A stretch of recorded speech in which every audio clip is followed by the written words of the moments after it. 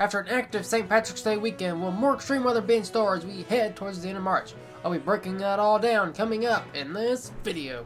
Alright y'all, welcome back. Hope y'all had a great St. Patty's Day weekend. Looks like not much is happening out there as far as weather goes. Just some winter storm warnings out west and some winter weather advisories up by New York.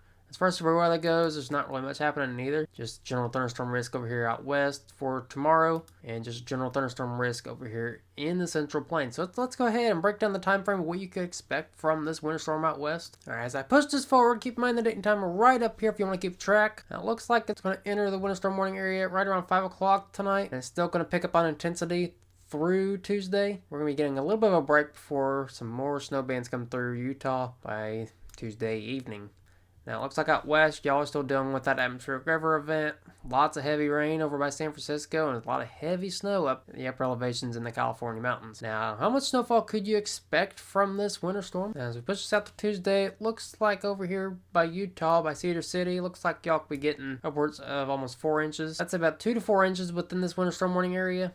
And over here in the upper elevations, about 3 to 6. So it looks like we're getting slammed out west as far as weather goes because this atmospheric river event. Round 3. Let's go ahead and we're going to take a look at the future weather models, see what's coming up as far as weather goes as we wrap up March. Alright y'all, let's take a look at the Euro model. Keep in mind the date and time's right here above my head if you want to keep track. We know we got the atmospheric river happening out west again.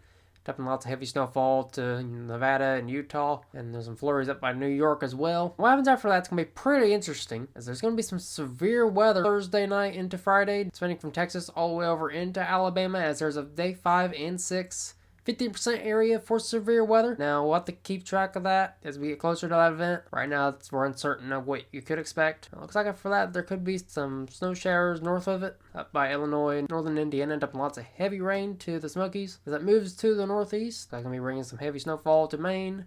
That'll be getting out of the country before another event starts setting up over there by Virginia. Take a look at what you could possibly expect from this severe weather event. Keep in mind this won't be very accurate. Looking at the threats on Thursday, looks like it's going to start happening right around 8 o'clock. As you see, there's some small supercells forming right around 8 o'clock north of Dallas before it turns into a linear event right around 6 o'clock in the morning as it heads into the 50% area on Friday. Right around 8 o'clock midnight is when I expect the worst of it on Thursday. Now, as we head into the Friday risk zone, I expect the worst of it to happen right around 8 o'clock to midnight as well. As you see, I think the greatest chance of seeing severe weather is going to be on Friday, but we're not counting Thursday out as well, as there could be some pretty significant hail with any supercell forms, and there could be a small tornado as well, but I will let y'all know in the next video. I will show you a more accurate time frame of what you could expect. And the reason why I think Friday's threat's going to be more intense than Thursday's is because of this. This is what we call the lightning flash density rate. This is what shows us where the most intense storms could fire up. It looks like there could be some multicellular storms out here, and with any of these, there could be some large hail and some significant tornadoes out there. And as that pushes eastward, you see it looks like there could be a linear system overnight. As we push east, severe weather up by Indiana as well. That pushes out by the early morning hours of Saturday. Now, I will have a more accurate time frame on Tuesday's video. Now, we might not know what the exact hazards are going to be just yet, but I promise on Thursday I will have a full in-depth video on what you could expect in the time frames. So just remain weather aware if you live within the 15% areas. I want to show you the flooding threats for the next 3 days as well. Now it looks like not much flooding is going to happen the next 3 days, except for on Tuesday there's just a slight risk for excessive rainfall over by California and Arizona for upwards of 1 to 3 inches of additional rainfall. Now as far as winter weather goes, I forgot to mention this, but there is travel impacts within those winter storm warning areas, extreme impacts for California, moderate impacts as you head into Utah and into Colorado as well.